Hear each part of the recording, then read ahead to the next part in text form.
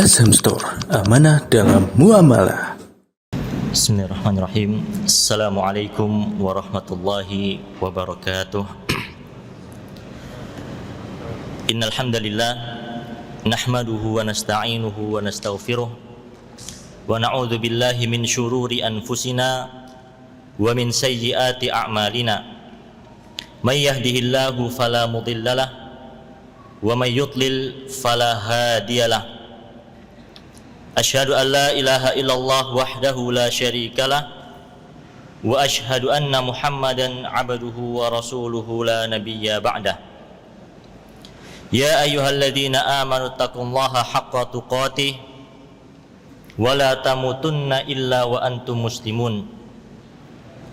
Ya ayyuhan nasu taqu rabbakumul ladzi khalaqakum min nafsin wahidah wa khalaqa minha zawjaha wa bassa minhuma rijalan katsiran wa nisaa'a wattaqullaha alladzi tasaaluna bihi wal arham innallaha kana 'alaikum raqiba. Ya ayyuhalladzina amanu taqullaha wa qulu qawlan sadida yuslih lakum a'malakum wa yaghfir lakum dhunubakum wa may yuti'illaha wa rasulahu faqad faza fawzan 'azima. Amma ba'd, fa inna asdaqal hadithi kitabullah wa khairal hadi Muhammadin sallallahu alaihi wasallam wa syarral umuri muhdatsatuha wa kullu muhdatsatin bid'ah wa kullu bid'atin dhalalah wa kullu dhalalatin finnar. Ma'asyiral muslimin, kaum muslimin, kaum muslimat rahimani wa rahimakumullah. Pertama-tama marilah kita ucapkan puji syukur kita kehadirat Allah Azza wa Jalla yang dengan limpahan nikmat dan rahmat yang Allah anugerahkan kepada kita semuanya, maka Allah mudahkan kita untuk melangkahkan kaki menghadiri kajian yang mana ini sebenarnya merupakan suatu nikmat yang besar, sehingga seorang hamba Allah berikan nikmat hidayah, Allah berikan nikmat taufik untuk bisa datang menuntut ilmu. Betapa banyak ya kita saksikan di luar sana, ada banyak kaum muslimin yang mungkin mereka belum mendapatkan hidayah, mereka tidak melaksanakan perintah-perintah Allah, dan bahkan mereka pun menerjang larangan-larangan Allah. Maka ini merupakan salah satu nikmat yang seharusnya kita semua mensyukurinya, yaitu nikmat berupa hidayah, nikmat berupa dipahamkannya ilmu agama. Sebagaimana Nabi alaihi salatu wassalam bersabda, man yuridillahu bihi khairan yufaqihu fid din. Barang siapa yang Allah kehendaki baginya kebaikan dari Allah, maka dia akan dipahamkan dalam ilmu agama. Semoga kita semua ma'asyiral muslimin termasuk ke dalam sabda Nabi sallallahu alaihi wasallam tersebut. Kemudian para hadirin sekalian rahimani wa rahimakumullah, tema kajian atau pembahasan kita pada malam hari ini adalah terkait dengan apa Pak?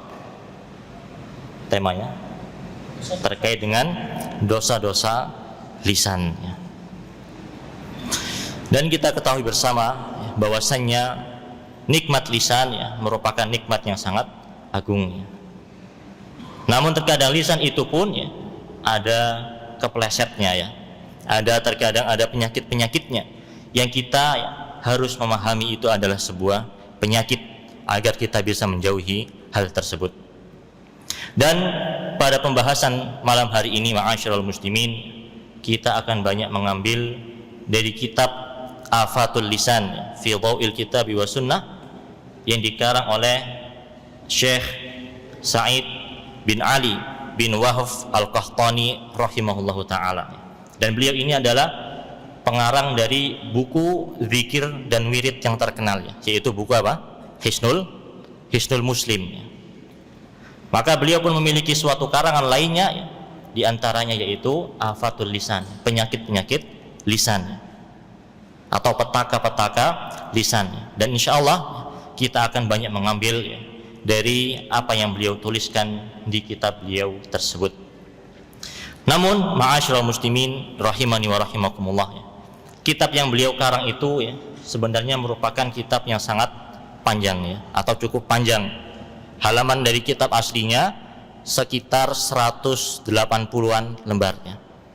Nah, tentunya tidak cukup kalau kita sampaikan semuanya. Maka pada kesempatan kali ini akan kita ringkaskan Kita ambilkan beberapa perkataan-perkataan beliau, kita ringkaskan materi-materi yang terkait dengan dosa-dosa lisan.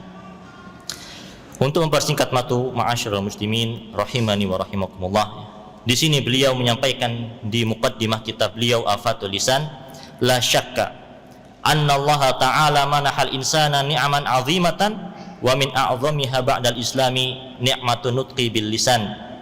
Beliau rahimahullah menyebutkan bahwasannya tidak diragukan lagi Allah Subhanahu wa ta'ala telah memberikan nikmat-nikmat yang amat banyak kepada manusia. Dan di antara nikmat yang agung, nikmat yang besar yang Allah berikan kepada kaum muslimin setelah Islam adalah nikmat bisa berbicara dengan lisan. Kita sadari atau tidak, maka ini adalah nikmat dari Allah Subhanahu wa ta'ala. Sebagaimana yang Allah firmankan dalam surat Al-Balad di ayat yang ke-8 dan di ayat yang ke-9, Allah Subhanahu wa ta'ala berfirman, alam naj'alahu ainain wa lisana wa syafatain, tidakkah kami jadikan bagi kalian ainain, yaitu dua mata, wa lisana wa syafatain, dan telah kami jadikan pula bagi manusia tersebut satu lidah dan dua bibir. Maka ini ma'asyiral muslimin merupakan nikmat dari Allah Subhanahu wa ta'ala. Dan lisan ini sangat mudah sekali, termasuk anggota badan kita yang sangat mudah untuk berbuat ketaatan dan sangat mudah untuk berbuat kemaksiatan. Dalam 1 detik saja lisan kita bisa mendapatkan pundi-pundi pahala dari Allah Subhanahu wa ta'ala. Dan juga hanya dengan 1 detik lisan kita ini bisa mendapatkan dosa-dosa dari Allah Subhanahu wa ta'ala. Dengan 1 detik seorang mukmin, seorang muslim bisa mengatakan Allahu Akbar dan dituliskan baginya pahala. Dan hanya dengan 1 detik pula seorang mukmin, seorang muslim bisa kepleset ke dalam dosa dengan berkata-perkata yang jujur, perkataan yang dusta, perkataan-perkataan yang buruk, perkataan-perkataan yang batil. Oleh karena itu Nabi SAW banyak memperingatkan kaum muslimin terkait dengan perkara lisan ini. Di antaranya ketika Nabi SAW pernah ditanya, wa ma aksaru ma yudkhilun nar, wahai Rasulullah, perkara apa yang banyak menjadikan atau banyak memasukkan manusia ke dalam neraka? Maka beliau alaihi salatu wassalam mengatakan al-famu wal farju, perkara yang banyak memasukkan manusia ke dalam neraka adalah lisan, mulut kita, dan kemaluan. Dan Nabi SAW juga pernah bersabda atau pernah ditanya oleh sahabat Mu'ad bin Jabal, ya Nabi Allah, wa inna lamu'akhaduna bima natakallamu bih, wahai Nabi Allah, apakah kita akan diazab atas apa yang kita ucapkan? Maka Nabi SAW pun menegur dengan keras, sakilatka ummuka ya Mu'ad, celaka engkau wahai Mu'ad. Ini menunjukkan bahwasanya tentu manusia akan diazab dalam neraka ini atas dasar apa-apa yang mereka ucapkan. Kemudian beliau mengatakan, wa hal yakubun nasa finnari ala wujuhihim illa hasaidu alsinatihim, tidaklah manusia ini diazab, dimasukkan, ditelungkupkan ke dalam api neraka jahanam di atas wajah-wajah mereka, kecuali karena hasil dari lisan-lisan mereka. Maka ma'asyiral muslimin rahimani wa rahimakumullah, pada kesempatan kita hari ini kita akan sedikit membahas, dan pembahasan kita pada hari ini adalah supaya kita kembali mengingat mengenai dosa-dosa yang sangat mudah keluar dari lisan-lisan kita. Tentu kita semuanya bukanlah termasuk orang-orang yang maksum. Kita tidaklah terjaga lisan kita, pasti ada terpelesetnya ke dalam perkara-perkara yang dosa. Maka kajian kita pada malam hari ini merupakan bentuk tadzkir, peringatan agar kita senantiasa ingat, oh kemarin ternyata yang saya lakukan adalah perbuatan dosa, termasuk di antara dosa-dosa lisan. Kemudian Syekh Sa'id Al-Qahtani mengatakan rahimahullah, wa fil lisani afatani azimatani, dan lisan ini ma'asyiral muslimin memiliki dua penyakit yang agung. Lisan memiliki dua penyakit yang agung. Apa saja? Yang pertama yaitu afatul kalami bil batil, dan yang kedua yaitu afatus sukuti anil haq. Lisan ini memiliki dua penyakit. Yang pertama ya, apabila lisan itu aktif ya, maka dia pun bisa menyebabkan dosa. Kapan itu? Ya, ketika dia aktif berbicara, membicarakan perkara-perkara atau mengucapkan perkara-perkara yang batil. Dan kemudian ketika manusia memiliki lisan, atau ketika lisan tersebut pasif pun ya, dia diam, namun ternyata lisan itu pun bisa menghasilkan dosa. Ketika pasif saja ya, bisa menghasilkan dosa. Kapan itu? Ya, ketika dia diam dari kebenaran-kebenaran yang ada. Ada kebenaran, maka dia tidak mau menyampaikan. Atau ada kebatilan, dia pun tidak meninggalkan kebatilan tersebut, atau tidak beramar ma'ruf nahi munkar, tidak menasehati. Maka hal demikian ma'asyiral muslimin termasuk di antara penyakit-penyakit lisan. Namun yang menjadi pembahasan kita pada malam hari ini adalah poin yang pertama. Yang pertama tadi kan apabila lisan itu aktif ya, dia berbicara namun berbicara hal yang batil. Yang kedua yaitu apabila lisan itu pasif ya, pun tetap bisa mendapatkan dosa, yaitu dengan apa? Seorang diam dari menyampaikan kebenaran. Nah, pembahasan kita adalah di poin yang pertama ini, yaitu ketika lisan kita aktif namun mengucapkan perkara-perkara yang batil. Dan pembahasan kita ma'asyiral muslimin rahimani wa rahimakumullah, ada dua poin dosa-dosa lisan ya. Apabila lisan itu aktif berbicara, itu ada dua poin. Yang pertama ma'asyiral muslimin, yaitu dosa-dosa lisan yang berkaitan dengan Allah, yang berkaitan dengan Rasulnya, yang berkaitan dengan agama. Itu adalah dosa lisan yang pertama.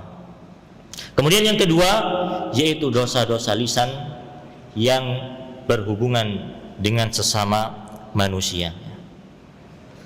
Maka poin pertama ma'asyiral muslimin rahimani wa rahimakumullah, apa saja yang termasuk di antara dosa-dosa lisan yang berkaitan dengan Allah, berkaitan dengan Rasulnya, berkaitan dengan agama. Yang pertama yaitu kata beliau al-kadzibu 'alallahi wa rasul, yaitu seorang dia berdusta atas nama Allah, atas nama Rasulullah sallallahu alaihi wasallam. Kemudian beliau mengatakan fal kadzibu al-ikhbaru 'an syai'i ala khilafi ma huwa 'amdan kana am syahwa aw sahwan. Beliau mengatakan yang dimaksud dusta, perbuatan dusta atau al-kadzib dalam bahasa Arab adalah ketika seseorang mengabarkan sesuatu namun menyelisihi fakta yang ada, baik itu sengaja ataupun tidak sengaja. Maka ini adalah di antara pengertian dosa. Dan banyak sekali dalil-dalil yang melarang kaum mukminin atau melarang umat manusia ini berdusta atas nama Allah dan Rasulnya. Di antara ayat-ayat yang menjelaskan larangan untuk berdusta atas nama Allah adalah di surat Al-An'am di ayat 144 ya.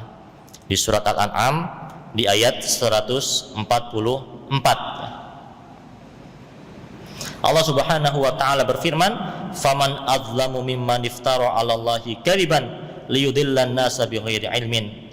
Maka siapakah orang yang lebih zalim dibandingkan orang-orang yang membuat kedustaan atas nama Allah liyudillan nasa bighairi ilmin, yang mana tujuan dari kedustaan tersebut adalah untuk menyesatkan manusia tanpa ilmu. Innallaha la yahdil qaumadz zalimin, sesungguhnya Allah tidaklah memberi hidayah bagi orang-orang yang zalim, yaitu orang-orang yang mereka berdusta atas nama Allah Subhanahu wa taala. Kemudian dalil yang lainnya ma'asyiral muslimin, di antara dalil yang melarang manusia untuk berdusta atas nama Allah adalah pada surat Al-An'am, surat yang sama pada ayat 21, di ayat yang ke-21 Allah Subhanahu wa taala berfirman, "Wa man adlamu mimman iftara 'ala Allahi kadiban aw kadzdzaba bi ayatihi innahu la yuflihuz zalimun." Allah Subhanahu wa taala berfirman, dan siapakah yang lebih zalim dibandingkan orang-orang yang mereka mendustakan atau berdusta atas nama Allah, atau mereka mendustakan ayat-ayat Allah. Innahu la yuflihuz zalimun, sesungguhnya tidaklah beruntung orang-orang yang mereka berbuat zalim. Di dua ayat yang mulia ini Allah Subhanahu wa taala mengabarkan bahwasannya orang yang mereka berdusta atas nama Allah, maka yang pertama, Allah tidak akan memberi baginya hidayah. Allah tidak akan memberi baginya hidayah. Kemudian yang kedua, Allah Subhanahu wa taala mengatakan innahu la yuflihuz zalimun, sesungguhnya tidaklah beruntung orang-orang yang mereka berbuat kezaliman. Dan masih banyak sekali ayat-ayat yang menerangkan mengenai larangan berdusta atas nama Allah Subhanahu wa taala. Kemudian hadis-hadis ma'asyiral muslimin yang menerangkan tentang larangan berdusta atas Nabi sallallahu alaihi wasallam. Di antaranya adalah sabda Nabi sallallahu alaihi wasallam, "Man yaqul alayya ma lam aqul falyatabawwa maq'adahu minan nar." Barang siapa yang dia mengucapkan, menyandarkan kepadaku sesuatu yang aku tidak ucapkan, sesuatu yang aku tidak katakan, maka kata Nabi sallallahu alaihi wasallam, falyatabawwa maq'adahu minan nar, maka hendaknya dia menempati tempat duduknya di api neraka. Kemudian di hadis yang lain Nabi sallallahu alaihi wasallam mengatakan, inna kadziban alayya laisa kakadzibin ala ahadin, sesungguhnya perbuatan dusta terhadapku bukanlah seperti dusta seperti salah seorang di antara kalian. Mengapa? Karena Nabi sallallahu alaihi wasallam, beliau adalah Rasul sallallahu alaihi wasallam. Beliau adalah orang yang membawa wahyu kepada kaum muslimin. Tentu apabila disandarkan kedustaan kepada beliau, maka itu pun akan merusak kemurnian agama Islam. Berbeda apabila disandarkan kepada kita kedustaan. Misalnya itu loh ya, Pak Fulan kemarin mengatakan demikian dan demikian, padahal apa? Padahal dusta.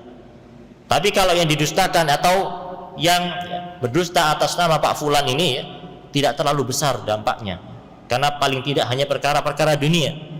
Namun kalau berdusta atas nama Nabi Shallallahu Alaihi Wasallam ya, maka ini adalah perkara yang besar, karena berhubungan dengan wahyu, berhubungan dengan risalah, berhubungan dengan agama Islam ya. Kemudian beliau mengatakan, inna kadiban alayya laisa kakadibin ala ahadin, sesungguhnya berdusta atas namaku tidaklah sama seperti berdusta kepada salah seorang di antara kalian. Faman kadzdzaba alayya muta'ammidan falyatabawwa maq'adahu minan nar. Barang siapa yang berdusta atas namaku secara sengaja, maka hendaknya dia menempati tempat duduknya di api neraka. Dan masih sangat banyak ma'asyiral muslimin hadis-hadis ataupun ayat-ayat dari Al-Quran yang menerangkan ya, atau mengharamkan atau melarang umat manusia untuk berdusta atas nama Allah Subhanahu wa taala dan atas nama Nabi sallallahu alaihi wasallam.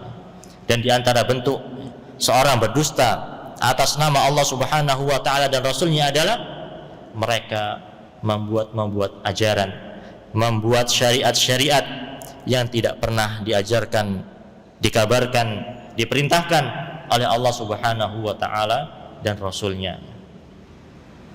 Membuat ibadah baru ya. Hendaknya kaum muslimin ya, mereka beribadah dengan ibadah ini ya, dengan tata cara seperti ini. Padahal Allah Subhanahu wa taala dan Rasulnya tidaklah mengabarkan hal tersebut. Maka ini merupakan salah satu bentuk kedustaan atas nama Allah Subhanahu wa taala dan Rasulnya. Kemudian ma'asyiral muslimin rahimani wa rahimakumullah, itu adalah poin pertama ya, dosa-dosa lisan berkaitan dengan agama, yaitu berdusta atas nama Allah Subhanahu wa taala dan Rasulnya. Kemudian poin yang kedua ya, termasuk di antara dosa-dosa lisan yang berkaitan dengan agama adalah seorang mengucapkan ucapan-ucapan kufur ya, atau mengucapkan ucapan-ucapan syirik. Di antara bentuk seorang mengucapkan ucapan-ucapan kufur adalah istihza biddin ya, atau meremehkan syariat-syariat Islam ya, mencela syariat-syariat Islam. Dikatakan mungkin cadar adalah perkara yang negatif ya, termasuk ciri teroris misalnya, atau dikatakan celana cingkrang ya, seperti tanda orang-orang yang terkena musibah banjir ya, atau mungkin ya olakan-olakan yang lainnya. Padahal perkara-perkara yang demikian, perkara-perkara tersebut ya, adalah perintah Allah Subhanahu wa taala dan Rasulnya. Namun ketika Allah perintahkan ya, sementara ada orang yang menghinakan, meremehkan, mencela perkara tersebut ya, maka ini merupakan perkara-perkara yang dapat membatalkan keislaman seorang, dan ini merupakan salah satu bentuk di antara dosa lisan, yaitu al-istihza biddin, yaitu seorang dia memperolok agamanya, memperolok syariat Islam, memperolok ajaran-ajaran yang Allah Subhanahu wa taala turunkan dan Nabi alaihi salatu wassalam ajarkan. Sebagaimana diriwayatkan pada saat perang Tabuk, maka ada sekumpulan orang yang mereka membuat majelis khusus. Di situ ada lawakan-lawakan, candaan-candaan. Sampai ada salah seorang di antara mereka mengatakan, ma ra'aina misla haula'i qura'ina arghabu butunan wala adzabu alsunan wala ajbanu indal liqa. Mereka mengatakan, atau salah satu di antara mereka mengatakan, kami tidaklah melihat ya, seperti para qari kita ini ya, para sahabat Nabi sallallahu alaihi wasallam, yang mereka adalah orang yang hanya memikirkan urusan perut. Mereka adalah orang yang gemar berdusta, dan mereka adalah orang-orang yang pengecut ketika bertemu dengan musuh. Maka ada salah seorang sahabat yang mendengar ucapan tersebut, kemudian datang mengabarkan Nabi SAW, wahai Rasulullah, sesungguhnya ada orang yang mengatakan demikian dan demikian. Maka turunlah ayat Allah Subhanahu wa taala berfirman, wala in sa'altahum la yaqulunna innama kunna nakhudu wa nal'ab qul abillahi wa ayatihi wa rasulihi kuntum tastahzi'un. Allah Subhanahu wa taala berfirman, dan apabila kalian bertanya kepada mereka, maka mereka akan mengatakan, sesungguhnya kami ini wahai Rasul hanyalah bercanda, kami hanya bersenda gurau, kami hanya bermain-main. Maka kata Allah Subhanahu wa taala, la ta'tadiru qad kafartum ba'da imanikum. Janganlah kalian meminta udzur, janganlah kalian meminta maaf, karena sesungguhnya kalian kufur setelah kalian berimannya. Maka ini adalah diantara salah satu contoh dosa lisan, yaitu mengucapkan ucapan-ucapan yang kufur. Kemudian diantaranya adalah mengucapkan ucapan-ucapan yang syirik, ma'asyiral muslimin ya. Seperti seseorang bersumpah atas nama selain Allah, padahal Nabi SAW bersabda, man halafa bi ghairillahi faqad asyraka. Barang siapa yang bersumpah atas nama Allah, maka sungguh dia telah berbuat kesyirikan. Kemudian di antara contoh lain, seorang berucap dengan ucapan-ucapan yang mengandung unsur kesyirikan adalah di mana orang tersebut dia mengatakan masya Allahu wa syi'ta, atas kehendakmu ya Allah dan atas kehendak Allah dan atas kehendakmu. Nabi SAW bersabda, idza halafa ahadukum fala yaqul masya Allahu wa syi'ta. Apabila salah seorang di antara kalian bersumpah, maka janganlah dia mengatakan atas kehendak Allah dan atas kehendakmu, walakin liyakul masyaallahu summa syi'ta. Akan tetapi hendaknya dia mengatakan atas kehendak Allah kemudian atas kehendakmu, ya. Kalau menggunakan dan, ya, maka hal tersebut dilarang, ya, karena memiliki konsekuensi menyetarakan Allah Subhanahu wa taala dengan makhluknya. Namun kalau menggunakan kemudian, menggunakan summa, maka hal tersebut, ya, tidaklah mengapa, karena masih menjunjung tinggi hak Allah Subhanahu wa taala. Dan perkara-perkara lainnya yang mengandung unsur-unsur kesyirikan dan banyak dijelaskan oleh pengarang kitab tauhid Syekh Muhammad bin Abdul Wahab bin Sulaiman At-Tamimi. Di sana banyak sekali ucapan-ucapan yang mengandung perbuatan-perbuatan kesyirikan. Itu adalah 2 poin pertama, ya, pada poin dosa-dosa lisan berkaitan dengan agama. Yang pertama tadi apa, Pak? Poin pertama, ya, yaitu tadi dosa-dosa lisan, ya, yang berkaitan dengan agama. Yang pertama tadi apa? Berdusta atas nama Allah Subhanahu wa taala dan Rasulnya. Kemudian yang kedua apa? Nah, mengucapkan ucapan-ucapan yang kufur ataupun ucapan-ucapan yang ada unsur-unsur kesyirikan. Kemudian poin yang kedua, ma'asyiral muslimin, yaitu dosa-dosa lisan yang berkaitan dengan sesama manusia, sesama kaum mukminin, sesama kaum muslimin, ya. Di antaranya adalah ada dosa ghibah. Apa yang dimaksud dengan ghibah? Al-Imam Al-Ghazali rahimahullah menyebutkan, haddul ghibah an tadhkura akhaka bima yakrahuhu law balaghahu. Di antara pengertian ghibah adalah engkau menyebut-nyebut sesuatu dari saudaramu yang dia benci apabila dia mendengar perkara tersebut. Maka ini adalah termasuk larangan, termasuk dosa-dosa lisan yang dilarang di dalam agama Islam.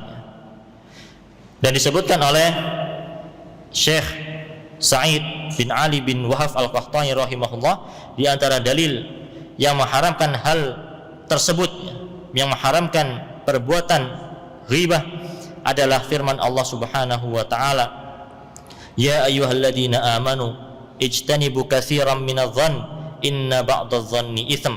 Wahai orang-orang yang beriman, jauhilah oleh kalian prasangka-prasangka buruk, karena sesungguhnya prasangka-prasangka buruk itu mendatangkan dosa atau termasuk di antara dosa. Wala tajassasu wala yaghtab ba'dukum ba'dan. Dan janganlah kalian saling tajassus, saling mencari aib satu sama lain, dan janganlah salah seorang di antara kalian saling menghibah satu sama lain. Ayuhibbu ahadukum an yakula lahma akhihi maitan fakarihtumuh. Apakah senang salah seorang di antara kalian yang mana dia memakan bangkai dari saudaranya, maka mereka pasti akan benci hal tersebut. Wattaqullah, bertakwalah kepada Allah, innallaha tawwabun rahim. Sesungguhnya Allah Subhanahu wa taala adalah zat yang maha penerima taubat lagi maha penyayang. Kemudian di antara dalil yang lainnya yang menunjukkan larangan ghibah, ya, atau rasan-rasan, ya, dalam bahasa kita adalah suatu hadis di mana Nabi SAW pernah mengatakan, lamma urija bihi marartu biqaumin lahum adfarum min nuhas. Ketika, kata Nabi SAW, suatu ketika aku dimi'rajkan oleh Allah Subhanahu wa taala ke langit ke-7 atau ke langit, maka di situ pun aku melewati suatu kaum yang mana mereka memiliki kuku-kuku, yang kuku-kuku mereka ini terbuat dari tembaga.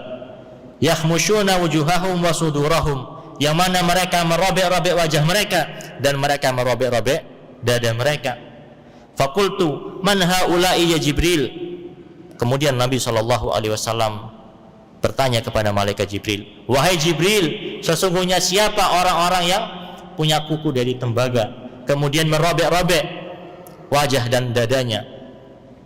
Maka Jibril alaihissalam mengatakan, haula'il ladzina yaquluna luhuman nas wa yaqa'una fi a'radihim.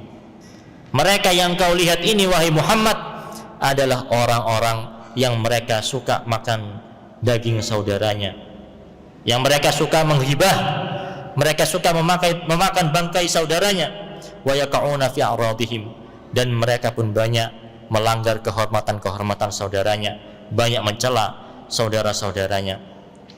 Dan itu adalah ma'asyiral muslimin, termasuk di antara dosa lisan yang berkaitan dengan sesama manusia. Kemudian dosa lisan yang kedua yang berkaitan dengan sesama manusia adalah dosa namimah. Apa itu an-namimah? Di sini beliau menyebutkan, mengutip dari Al-Imam An-Nawawi, beliau mengatakan qala ulama, sesungguhnya para ulama mengatakan an-namimatu naqlu kalamin nasi ba'duhum ila ba'd. Yang dimaksud dengan namimah adalah menukilkan ucapan seseorang kepada orang lain, atau mengutip ucapan seseorang kepada orang lain ala jihatil ifsadi bainahum, dengan tujuan merusak hubungan di antara sesama manusia. Jadi dari kata ghibah dan kata namimah ini hampir ada mirip-miripnya. Namun apa bedanya ya? Kalau ghibah itu ibaratnya hanya sekedar rasan-rasan, Pak ya. Hanya sekedar itu loh, fulan kayaknya seperti ini ya. Seperti itu ya, seperti A seperti C ya. Itu ghibah. Namun kalau namimah ya, dia tidak sekedar rasan-rasan saja ya. Sudah rasan-rasan ya, tapi masih ditambahi bumbu-bumbu ya, supaya saling retak ya, saling rusak hubungan antara kedua orang atau lebih ya. Itu adalah perbedaan antara namimah dan ghibah. Dan di antara dalil-dalil yang melarang dari perbuatan namimah ini adalah sabda Nabi alaihi salatu wassalam, la yadkhulul jannata qattat. Sesungguhnya orang yang dia tukang adu domba, maka dia tidaklah masuk surga. Kemudian di sabdanya yang lain Nabi SAW mengatakan, la yadkhulul jannata namam, tidak akan masuk surga orang yang senantiasa berbuat namimah, orang yang senantiasa berbuat dengan namimah. Sebagaimana juga disebutkan dari riwayat Ibnu Abbas radhiyallahu anhuma, di mana beliau mengatakan, marra Rasulullah sallallahu alaihi wasallam ala qabrain. Suatu ketika Rasul sallallahu alaihi wasallam jalan-jalan dengan para sahabatnya. Nah, di perjalanan ya, Nabi sallallahu alaihi wasallam menjumpai dua kuburan. Faqala, maka Nabi sallallahu alaihi wasallam bersabda, la yu'adzabani wa ma yu'adzabani fi kabirin. Sesungguhnya dua penghuni kuburan ini saat ini mereka tengah diadab, dan mereka berdua tidaklah diadab pada perkara-perkara yang besar. Seakan-akan perkara tersebut remeh di sisi manusia, walaupun memiliki adab yang besar. Amma hada fakana la yastatiru min baulih. Adapun penghuni kubur yang pertama ini ya, maka dia adalah orang yang tidak menjaga air kencingnya ya. Kencing tidak bersih ya. Atau kemudian juga tersebar kemana-mana ya. Wa amma hada fakana yamshi bin namimah. Adapun salah satu di antara orang tersebut ya, orang yang kedua, maka orang tersebut adalah orang yang gemar menyebarkan adu domba. Ketika berjalan bertemu orang lain ya, mengadu domba satu sama lain. Ini adalah di antara penyakit-penyakit lisan yang seorang mukmin, seorang muslim ya, hendaknya menjauhi perkara tersebut ya. Karena sesungguhnya ma'asyiral muslimin ya, dijelaskan oleh Ibnu Abdul Bar dari Yahya bin Abi Katsir ya, beliau mengatakan yufsidun namamu wal kadzdzab fi sa'atin ma la yufsidu sahiru fi sanatin. Sesungguhnya orang-orang yang berbuat namimah dan orang-orang yang gemar berdusta, mereka dapat merusak dalam waktu sekejap apa-apa yang tidak bisa dirusak oleh sihir dalam waktu 1 tahun. Inilah hebatnya apa? Hebatnya tukang adu domba dan para pendusta. Mereka bisa merusak sesuatu dengan sekejap apa-apa yang tidak bisa dirusak oleh sihir. Wan namimatu min anwa'i sihri li'annaha tusyariku sihra fi tafriqi bainan nas. Dan sesungguhnya namimah ini adalah mirip-mirip dengan sihir. Karena namimah ini sama-sama dengan sihir, yaitu memiliki sifat tafrik, bisa memecah belah antar manusia, bisa memecah belah antar manusia. Ini diantara khuturah atau bahayanya dari perbuatan ghibah atau perbuatan an-namimah. Kemudian dosa lisan yang berikutnya, ma'asyiral muslimin rahimani wa rahimakumullah, yang berkaitan dengan hak sesama manusia adalah dosa berdusta ya. Kalau tadi ya, berdusta atas nama Allah dan Rasulnya ya. Namun ya, pada poin yang kedua ini adalah berdusta secara umum ya. Maka perbuatan tersebut ya, tetaplah dilarang ya. Nabi SAW bersabda, inna sidqa yahdi ilal birri wa innal birra yahdi ilal jannah wa innar rajula la yasduqa hatta yakuna siddiqan. Sesungguhnya perbuatan jujur akan mengarahkan manusia pada perbuatan kebaikan, dan perbuatan kebaikan akan mengarahkan manusia kepada surga. Dan seseorang yang dia senantiasa berbuat jujur, maka akan ditulis di sisi Allah dia sebagai seorang yang jujur. Kemudian wa innar rajula wa innal kadhiba yahdi ilal fujur wa innal fujura yahdi ilan nar wa innar rajula la yaktuba hatta yuktaba indallahi kadzaban. Sesungguhnya perbuatan dosa, perbuatan dusta akan mengantarkan kepada perbuatan-perbuatan dosa, dan perbuatan-perbuatan dosa akan mengantarkan seorang kepada api neraka.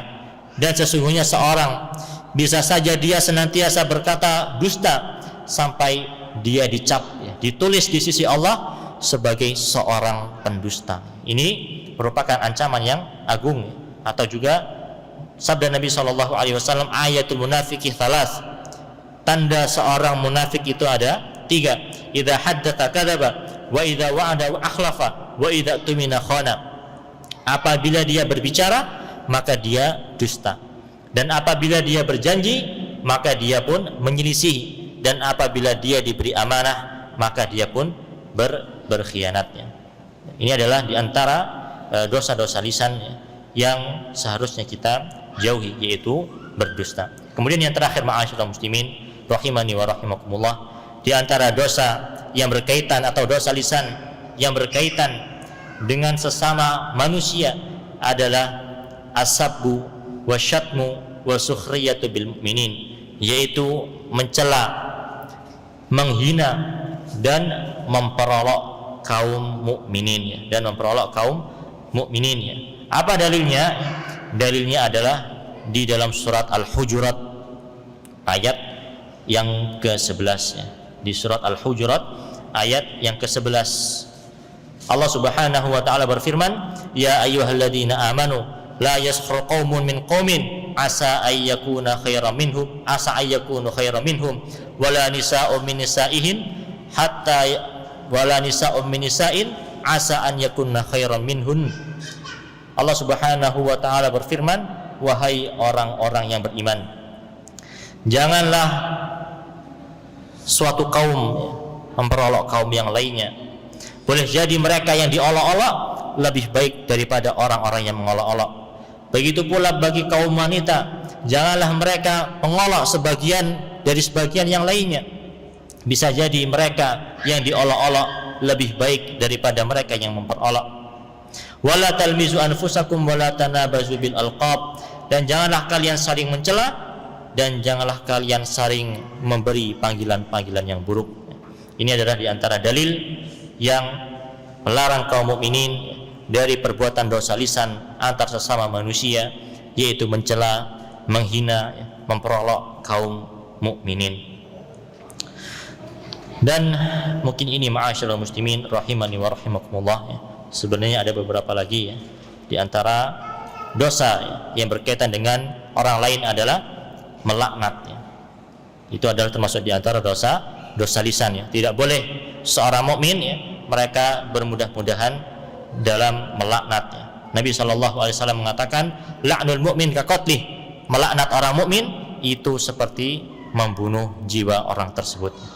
Dan demikian ma'asyiral muslimin yang bisa kita bahas dan kita sampaikan.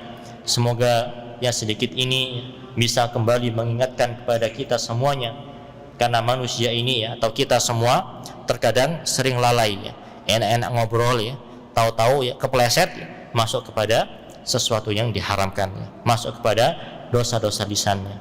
Maka selain kita senantiasa membaca perkara-perkara yang remeh seperti ini ya, perkara-perkara yang banyak dilalaikan karena kita pun sering ya mungkin melanggarnya, maka kita pun harus sering-sering pula untuk beristighfar, memohon ampun kepada Allah Subhanahu wa taala. Mungkin ini yang bisa kami sampaikan ya, pada kesempatan hari ini, dan kita tutup dengan doa kafaratul majlis. Subhanakallahumma bihamdik asyhadu an la ilaha illa anta astaghfiruka wa atubu ilaik. Assalamualaikum warahmatullahi wabarakatuh.